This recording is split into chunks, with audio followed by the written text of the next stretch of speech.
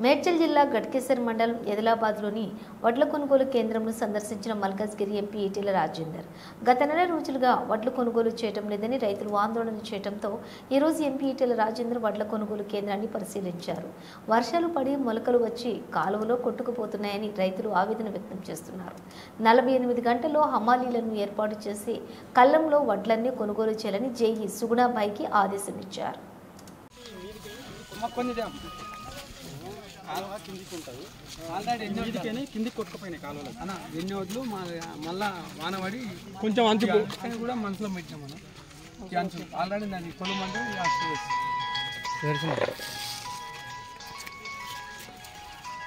చాలా రాళ్ళు ఉన్నాయి.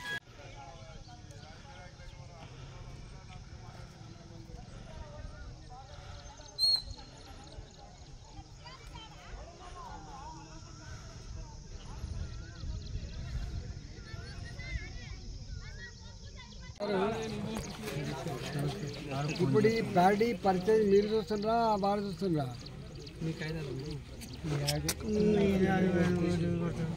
ఒక్క చూపిస్తాను ఒకటి. నేను ఇక్కడ గట్కేసర్ మండలం ఎదిలాబాదు ఐకేపీ సెంటర్ వచ్చినమ్మా బండకాడికి.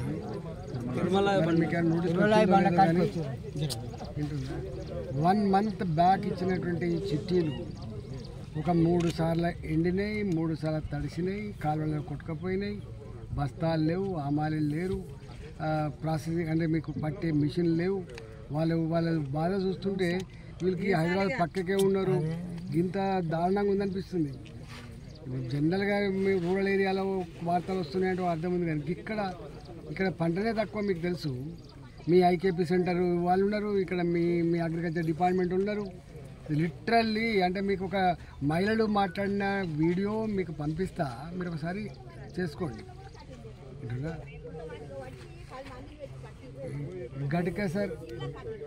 గట్కేసర్ మండలం ఏదిలాబాద్లో ఉన్నా నేను. మీరు రండి, అలా వచ్చి ఒకసారి చూడండి. మీకు ఎంత కూతబెట్టి దూరంలో ఉంది, మీకు నిజంగానే 50 కిలోమీటర్లు పోయి అక్కర్లేదు.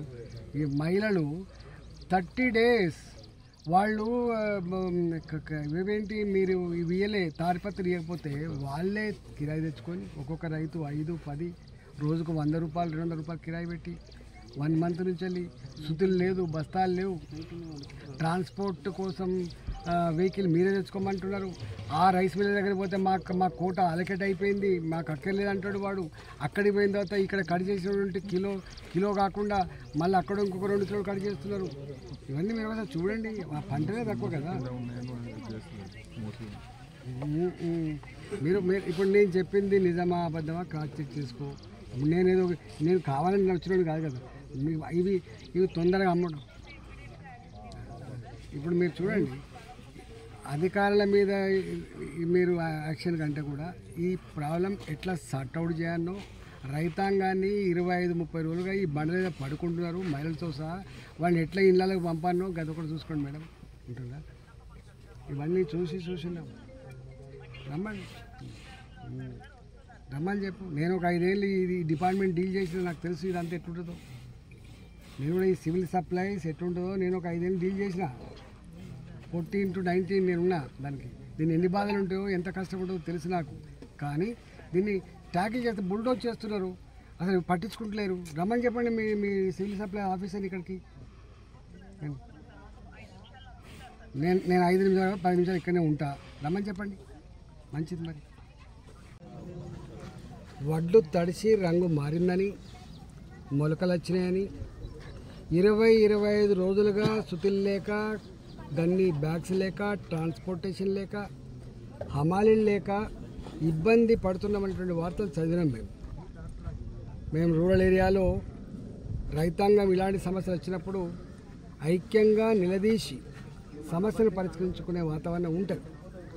కానీ నేను ఫస్ట్ టైం చూస్తున్నా, నేను ఎంపీ అయిన తర్వాత మొట్టమొదటిసారిగా మాదంతా అర్బన్ అయినప్పటికీ కూడా గట్కేసర్ మండలం, మూడుచింతలపల్లి మండలం, కొంత పార్ట్ మెడిచల్లో కూడా కొంత వడ్లు వస్తాయి. ఇవాళ గట్కేసర్ మండలం ఏదిలాబాద్ అనే గ్రామంలో ఇక్కడంతా కూడా కౌలు రైతులు ఎక్కువ ఉంటారు. అసలు రైతుల కంటే కౌలు రైతులు ఎక్కువ ఉంటారు. ఏప్రిల్ 15వ తారీఖు నాడు కోసినటువంటి పంట ఇంతటి ఎర్రటి ఎండలలో ఇంత బండ మీద వడ్లు 2 రోజులు ఎండుతాయి. కానీ వడ్లు పట్టే మిషన్లు అందించక, తార్పాలిను అందించక, వాళ్ళ వడ్లు ఎండినప్పటికి కూడా మాయిత్యం లేదని దబాయించి ఇవాళ మహిళలు, పిల్లలు, మగవాళ్ళు 25 రోజులుగా ఇక్కడనే ఉంటున్నారు. ఇక్కడ వర్షం పడ్డప్పుడు ధాన్యం తడవడమే కాకుండా తీసుకుపోయి కాళ్ళ కొట్టుకుపోయింది. అంటే 6 కాలం కష్టపడి పండించిన పంట తన కళ్ళ ముందే నేలపాలైనప్పుడు, నీళ్ళపాలైనప్పుడు వాళ్ళ గోస, వాళ్ళ కన్నీళ్ళు వర్ణనాతీతంగా ఉన్నాయి.